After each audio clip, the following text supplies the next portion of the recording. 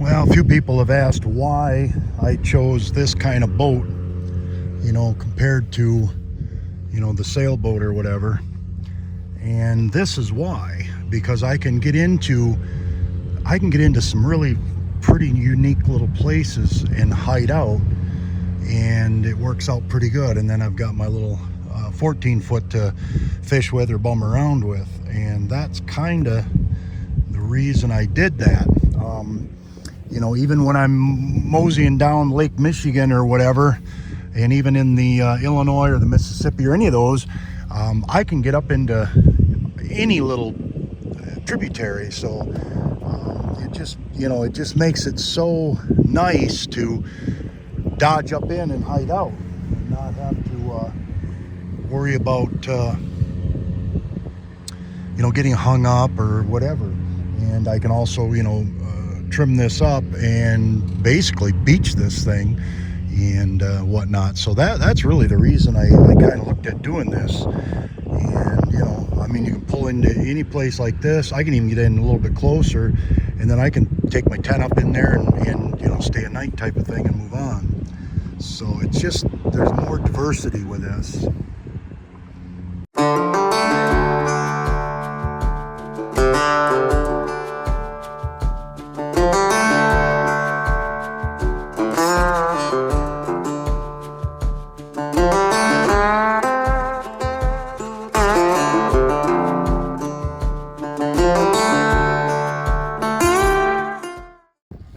Ladies and gentlemen, we are out at it one more time, trying to get, live off the ocean here, live off the sea, or live off the lake, I guess, because we're in a lake setting. But I've got 2 poles going out, and I fished with waxworms last time, but I did all right, but I caught another little mess of bluegills. But we're catching a little bit of everything.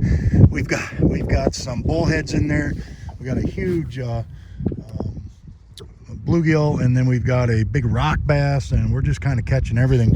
I've got 2 poles going, but I can barely keep them going. I've caught about 7 or 8 big bullheads. Now, I'm not a big fan of bullhead, but we're living off the water, so it's like whatever we can catch, we'll skin them out and cook them up. They're really, nobody really wants them. People do eat them. Used to be back in the day, people had them and stuff and ate a lot of them, but they fight. They're a lot of fun to catch, but they're really not anything it's all you want is the tails of them. So we'll pan fry them up and take them, but just because we're trying to harvest what we can to save on our money wise when it comes to the money of trying to not eat out or anything in that. But I had a hard time getting some night crawlers today. I had to go a mile to another store and get some night crawlers. Everybody was out, but anyway, we're gonna get back to some of this action.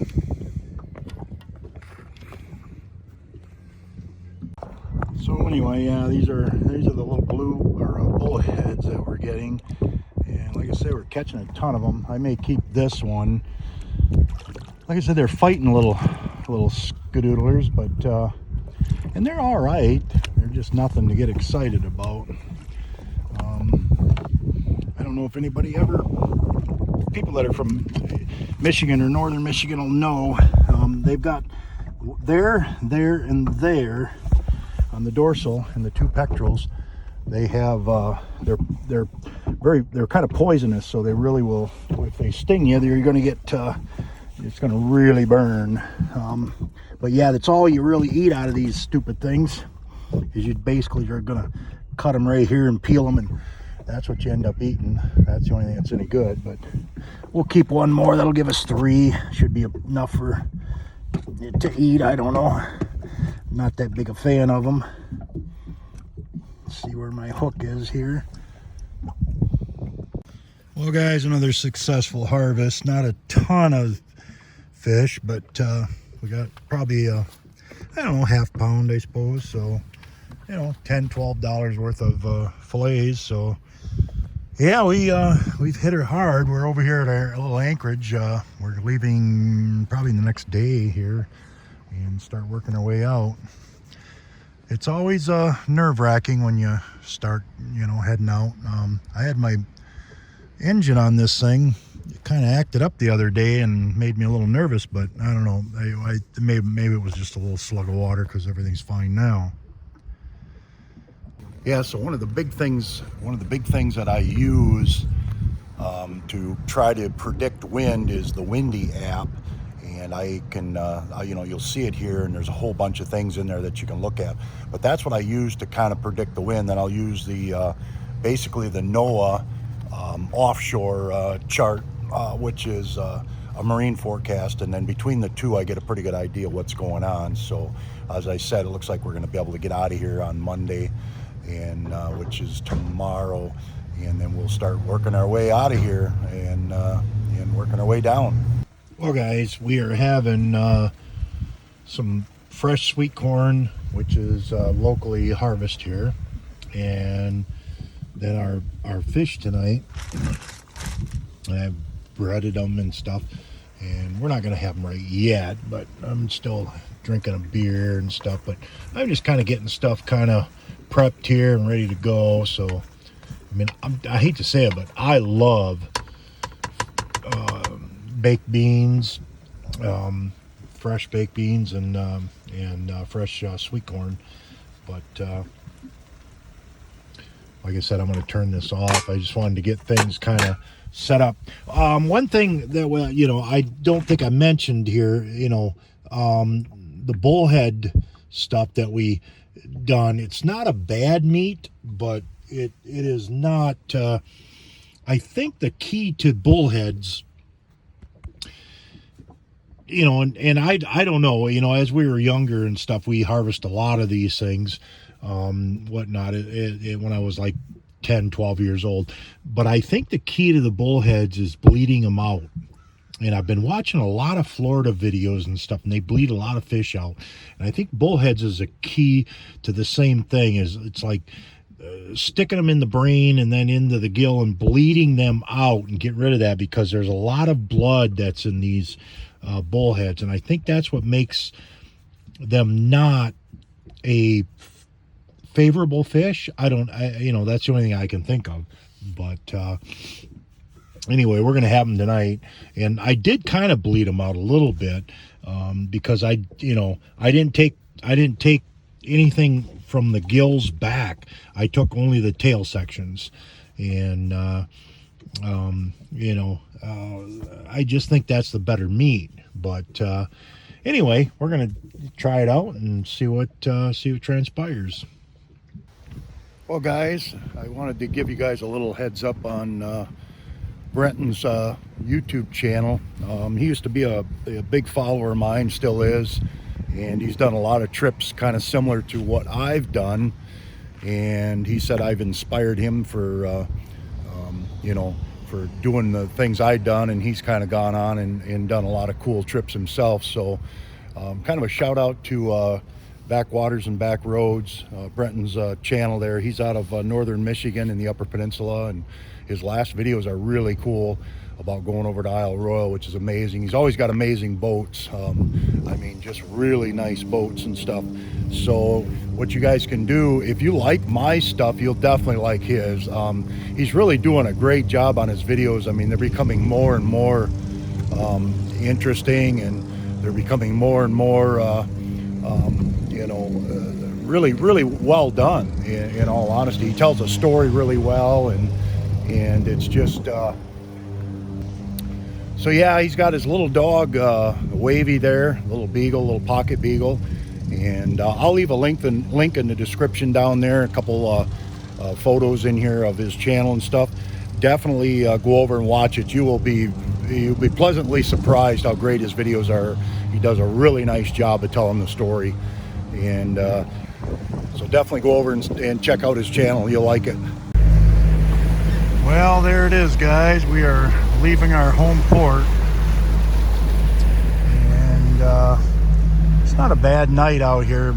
I'm only going about 12 miles down to Pentwater, but it was supposed to drop down to less than 1 foot wave, which it is.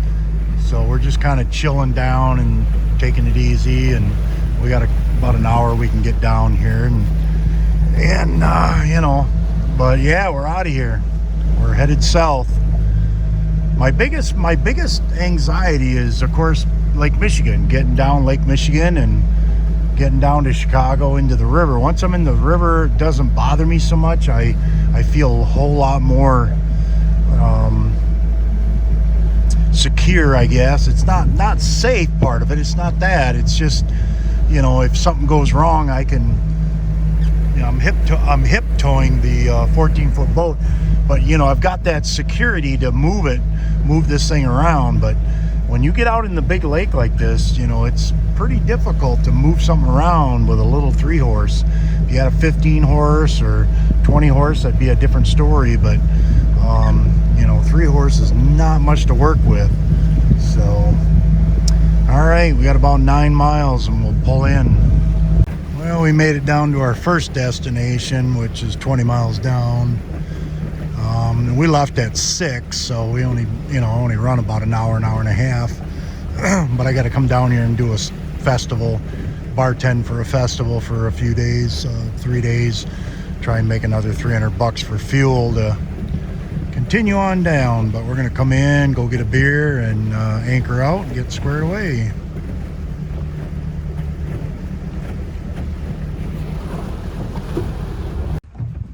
Well, we are anchored out here in Pentwater and Pentwater Lake. Like I said, we got to do a little work here over the weekend. It looks like Monday is going to be a really calm day to get on the lake. And, you know, our goal is we've got to get down the lake as quick and as fast as we possibly can. I always push the limit by trying to make a little bit more money.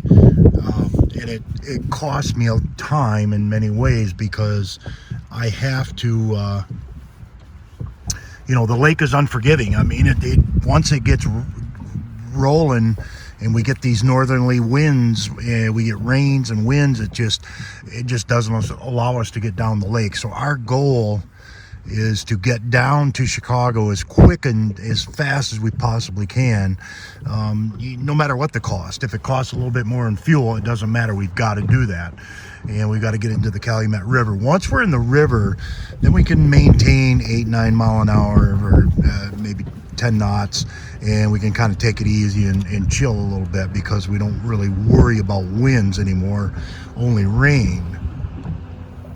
So that's kind of where we're at this point.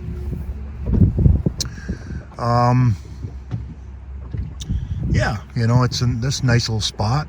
We ended up going up and getting some more fuel for the boat because I'm not paying $5.50 for recreational fuel. I'm going to pay $3.50, $2 cheaper, because we're, you know, we got to run what we can, and we're running it through here every day. As much, you know, we're running fuel through. If this fuel was going to sit in here for any length of time, then that'd be different. You know, we'd worry about the deterioration of O-rings and different things and hoses and all that, but we're punching this fuel through, you know, every day, pretty constant. It's my full-time job. We make love and having a ball. No, I don't get no rest, you all. Let's get together and be a place on mine. We'll meet tonight and we've a group of 5, that's fine. Having fun is my job, buddy, I don't mind the overtime. You know, fellas, come on.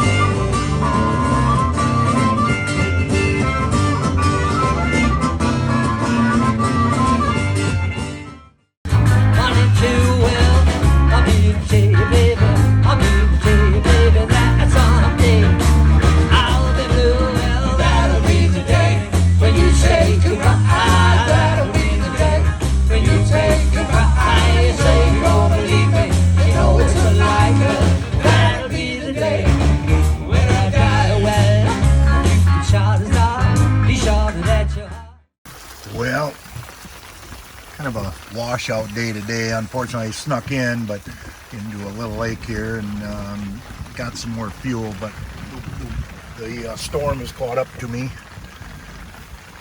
Me like an endless sea, like a bright light shining down on me. You are all the colors I see. Baby, you and me on a long lost messing, but we broke the code. Honey, what we got here